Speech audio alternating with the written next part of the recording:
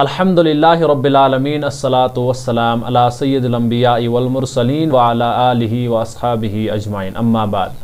क़ाल अल्लाहु तबारक व तआला फ़िल क़ुरआनिल मजीद अऊज़ु बिल्लाहि मिनश शैतानिर रजीम बिस्मिल्लाहिर रहमानिर रहीम या अय्युहल्लज़ीना आमनू कुतिबा अलैकुमुस्सियामु कमा कुतिबा अलल्लज़ीना मिन क़ब्लिकुम लअल्लकुम तत्तक़ून। सदक़ल्लाहुल अलीयुल अज़ीम व सदक़ रसूलुहुन नबियुल करीम व नहनु अला ज़ालिका लमिनश शाहिदीन वश्शाकिरीन वल्हम्दुलिल्लाहि रब्बिल आलमीन।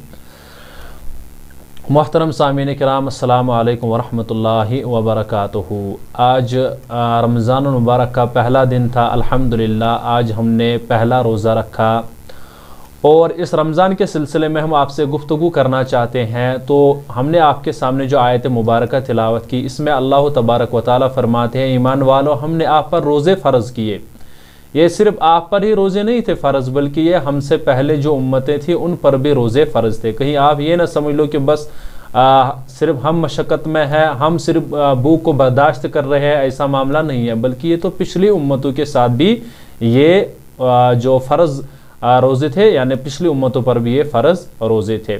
अब ये रोज़े क्यों रखे गए हम पर फ़र्ज़? लअल्लकुम तत्तकून, ताकि आप परहेज़गार बन जाओ, ताकि आप अल्लाह से डरने वाले बन जाओ, अल्लाह के हुदूद को जानने वाले बन जाओ, ये मुराद है। तो अब आज हम सीख लेते हैं कि रोज़ा किसे कहते हैं और रोज़े के चंद मसाइल इंशाअल्लाह कोशिश कर लेंगे हम रमज़ान में आपके सामने चंद मसाइल आपके सामने पेश किए जाएँ, ताकि हमारे जो रोज़े हैं ये महफूज हो जाए फासिद होने से। तो चलिए आज हम शुरू कर लेते हैं। रोज़ा कहते हैं, जो डिक्शनरी माना इसका जो है वो है रुकना।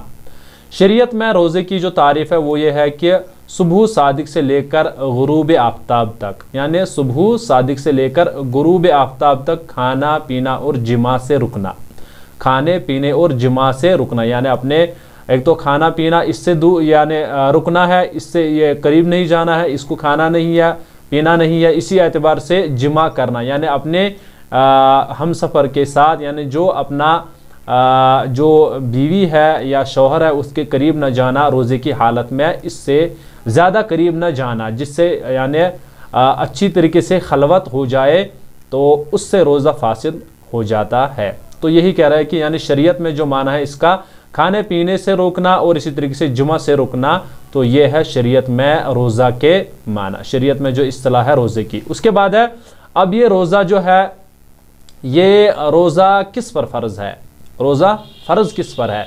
ये नंबर एक आकिल होना चाहिए और बालिग होना चाहिए, इसी तरीके से माजूर नहीं होना चाहिए, यानी गैर माजूर पर यानी रोज़ा फ़र्ज़ है। जो माजूर नहीं है उस पर रोज़ा फ़र्ज़ है। अब जो माजूर होगा तो उस पर रोज़ा फ़र्ज़ नहीं है। नंबर एक आकिल होना चाहिए और बालिग होना चाहिए। देखिए आकिल यानी इसके अंदर अक्ल होनी चाहिए, मजनून पर रोज़ा फ़र्ज़ नहीं है, चूँकि वो उस पर तो शरीयत होती ही नहीं है, वो उसका मुकल्लफ़ ही नहीं होता है। इसी एतबार से बालिग होना चाहिए, नाबालिग पर रोज़ा तो फ़र्ज़ नहीं है, लेकिन अगर रख ले तो नफल अदा हो जाएगा। लेकिन बहरहाल बालिग पर रोज़ा फ़र्ज़ है। अब बुलूगत जो होगी वो उस यानी ये तो बच्चे को मालूम होना चाहिए कि मैं बालिग हो चुका हूँ या नहीं, तो उस पर रोज़ा फ़र्ज़ है, ये है।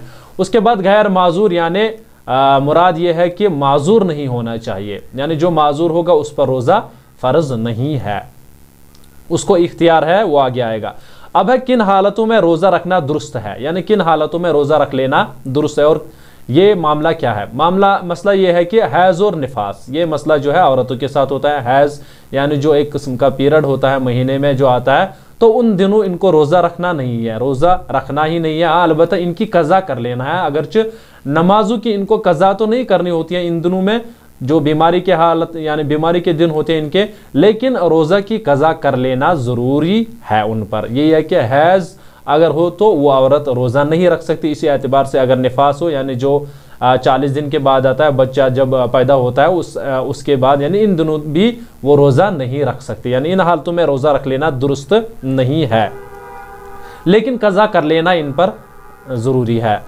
अब है किन हालतों में रोज़ा न रखना मबा है, यानी किन हालतों में रोज़ा न रख लेना जो है मबा है, वो कौन सी हालतें हैं? नंबर एक है मरीज़, अगर बीमार हो यानी इसको इख्तियार है, अगर वो रख सकता है तो रख ले, अगर नहीं रख सकता है तो ना रखे। इसी एतबार से मुसाफिर, अगर कोई मुसाफिर है उसको दोनों इख्तियार है, यानी अगर वो रख ले तो बेहतर है, अगर ना रख ले तो इसको इख्तियार है। इसी एतबार से हामिला, हामिला जो होगी यानी जो प्रेग्नेंट होगी उस औरत के मुतलिक है। यानी अगर वो रोज़ा रख ले उसको इख्तियार है, अगर उसको ये डर हो कि कहीं मेरा बच्चा मर न जाए तो उसको न रख लेना ही फिर बेहतर है। इसी एतबार से है दूध पिलाने वाली औरत, यानी जो अपने बच्चे को दूध पिला रहे हो और बच्चा छोटा हो तो अगर उसको भी यानी इख्तियार है, मबा है उसको रोज़ा रख लेना, लेकिन कज़ा कर लेना इनको ज़रूरी है, ये भी है।